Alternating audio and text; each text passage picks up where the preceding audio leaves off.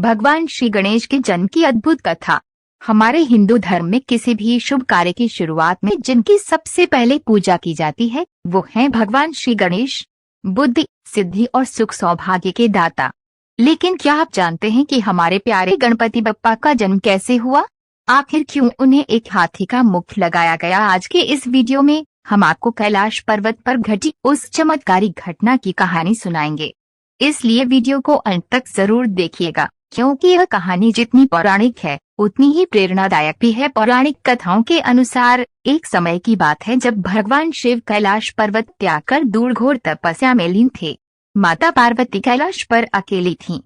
एक दिन जब उन्हें स्नान के लिए जाना था तो उनके मन में विचार आया कि द्वार पर कोई ऐसा रक्षक होना चाहिए जो बिना आज्ञा किसी को भी अंदर न आने दे। पहले उन्होंने नंदी को पहरा देने के लिए कहा, लेकिन जब शिव जी वापस आए तो नंदी उन्हें रोक नहीं पाए।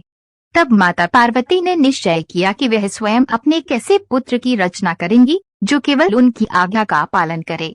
माता पार्वती ने अपने शरीर के उबटन और चंदन से एक सुंदर बालक की मूर्ति बनाई और अपनी ममतामी शक्ति से उसमें प्राण फूंक दिए। देखते ही देखते वो बालक जीवित हो उठा, अत्यंत तेजस्वी और बुद्धिमान। माता ने उसे अपना पुत्र स्वीकार किया और उसे द्वार पर पहरा देने का आदेश दिया। उन्होंने कहा, पुत्र, जब तक मैं स्नान करके न आऊं किसी को भी अंदर मत आने देना। कुछ समय बाद भगवान शिव अपनी तपस्या पूरी कर वापस लौटे। जैसे ही वे भवन के द्वार पर पहुंचे, उस नन्हे बालक ने उनका मार्ग रोक लिया। बालक ने कहा, रुकिए स्वामी, मेरी माता अंदर स्नान कर रही हैं। उनकी अनुमति के बिना आप अंदर नहीं जा सकते। भगवान शिव हैरान रह गए।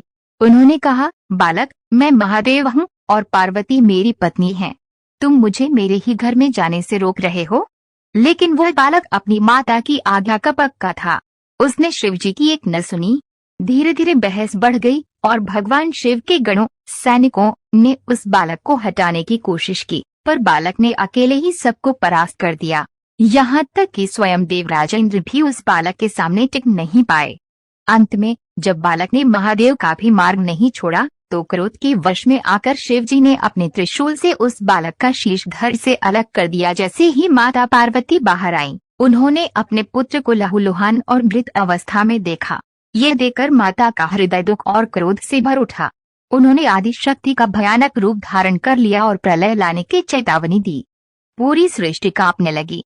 तब ब्रह्मा जी और सभी देवताओं ने माता पार्वती को शांत करने की प्रार्थना की। शिव जी को भी अपनी भूल का एहसास हुआ।